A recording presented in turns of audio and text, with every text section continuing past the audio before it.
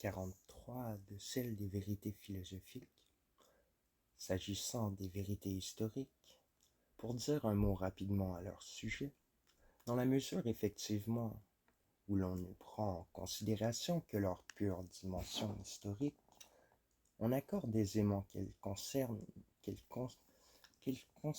l'existence singulière, c'est-à-dire un contenu considéré sous l'aspect de sa contingence et de son arbitraire, c'est-à-dire de détermination de celui-ci qui ne sont pas nécessaires, mais même les vérités nues du genre de celles qui sont citées comme exemples ne sont pas exemptes du mouvement de la conscience de soi. Pour connaître l'une d'entre elles, il faut beaucoup comparer et aussi consulter de nombreux ouvrages, bref, quelle que soit la manière de s'y prendre, faire des recherches, et même dans le cas de la vision immédiate de quelque chose, c'est seulement la connaissance de celle-ci, conjointement à ces raisons, qui sera tenue comme quelque chose qui a une valeur vraie, quand bien même, à proprement parler, seul le résultat nu est censé être ce dont il s'agit. En ce qui concerne les vérités mathématiques, on tiendrait encore moins pour un géomètre, celui qui connaîtrait par cœur les théorèmes d'Euclide, c'est-à-dire de l'extérieur, sans connaître leurs démonstrations, sans les avoir assimilées, comme on pourrait dire en jouant de l'opposition de manière intérieure. Pareillement, on tiendrait pour non satisfaisante la connaissance, simplement acquise après avoir mesuré un grand nombre, 49 de triangles rectangles, des rapports mutuels bien connus qu'il y a entre leurs côtés. Pourtant, même dans la connaissance mathématique, le caractère essentiel de la démonstration est encore loin d'avoir pour signification une nature d'être un moment du résultat proprement dit. Dans ce résultat, elle est au contraire quelque chose qui est passé et qui a disparu. En tant que résultat, le théorème est certes quelque chose qui est compris comme vrai par l'intelligence. Toutefois, cette circonstance vient s'ajouter et ne concerne pas son contenu, mais seulement le rapport au sujet. Le mouvement de la démonstration mathématique ne ressortit pas ce qui est objet, mais est une activité extérieure à la chose. C'est ainsi que la nature du triangle rectangle ne se décompose pas elle-même de la façon où on l'expose dans la construction expédiente pour la démonstration de la proposition qui exprime ces relations. Toute la production du résultat est une démarche, un moyen de connaissance. Dans la connaissance philosophique aussi, le devenir de l'existence en tant qu'existence est distinct du devenir de l'essence ou de la nature intérieure de la chose. Mais premièrement, la connaissance philosophique contient l'un et l'autre devenir, au lieu que la connaissance mathématique n'expose que le devenir de l'existence, c'est-à-dire de l'être de la nature philosophique réunit aussi ces deux mouvements particuliers. Commençant à et, deuxièmement, 50, la genèse intérieure, ou encore le devenir de la substance est un passage sans solution de continuité dans l'extérieur ou dans l'existence, l'essence.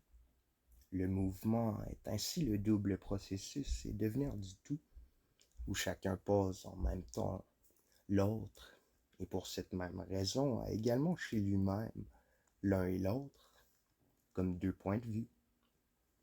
Ensemble, ils font le tout par le fait qu'ils se dissolvent et font d'eux-mêmes des moments de ce tout. Dans la connaissance mathématique, la compréhension par l'intelligence est une activité qui, pour la chose, est extérieure. Il s'ensuit que la chose vraie en est modifiée. C'est pourquoi le moyen construction et démonstration contient des propositions sans doute vraies, mais il faut dire tout aussi bien que le contenu est faux. Dans l'exemple ci-dessus, le triangle est mis en pièces. et ces différentes parties sont imputées à d'autres figures géométriques que la construction fait surgir sur ses côtés, c'est seulement à la fin qu'on reconstitue le triangle dont il est véritablement question, qu'on avait perdu de vue pendant toute la démarche, et qui ne se présentait qu'en morceaux appartenant à d'autres ensembles. Nous voyons donc aussi entrer en jeu la négativité du contenu, qui mérite tout autant d'être appelée fausseté du contenu, que la disparition, dans le mouvement du concept, des notions auxquelles on croyait fermement. Mais la défectuosité proprement dite de cette connaissance concerne aussi bien la connaissance elle-même que sa matière en général. Pour ce qui est de la connaissance, on ne voit pas bien, pour commencer, la nécessité de la construction. Elle ne procède pas du concept de théorème, mais est un ordre qui nous est intimé. Il nous fait obéir aveuglément à la prescription qui enjoint de tracer précisément ces lignes-là, quand on pourrait à l'infini en retracer d'autres, sans détenir d'autres savoirs que la bonne croyance que cela sera approprié pour la conduite de la démonstration, après quoi cette appropriation se montre bien, effectivement, mais ce n'est qu'une appropriation extérieure puisqu'elle se montre seulement après coup dans la démonstration.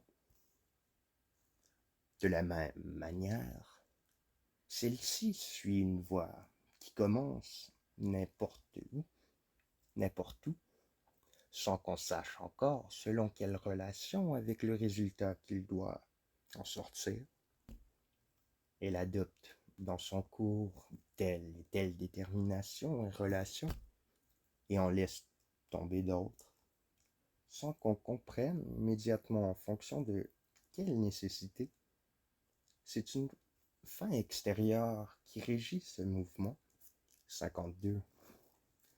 L'évidence de cette connaissance défectueuse dont les mathématiques sont fières, et qu'elle arbore du reste aussi pour plastronner face à la philosophie, ne repose que sur la pauvreté de leur fin et sur le caractère défectueux de leur matière, et ressortit donc à une espèce que la philosophie ne peut que dédaigner.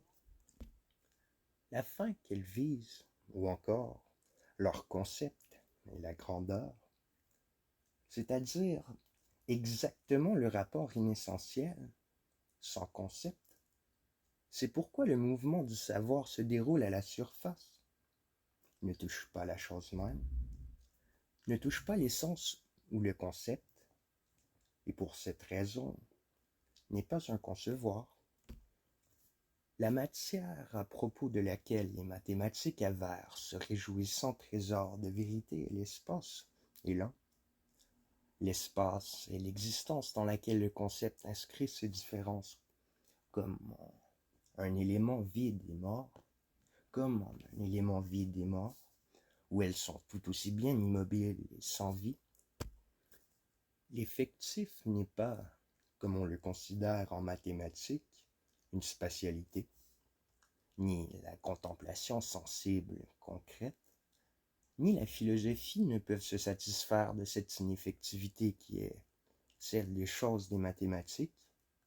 Dans ce genre d'éléments ineffectifs, il n'y a aussi, au demeurant, que du vrai ineffectif, c'est-à-dire que des propositions fixées, mortes, on peut s'arrêter à chacune d'entre elles. La suivante recommence pour soi de nouveau,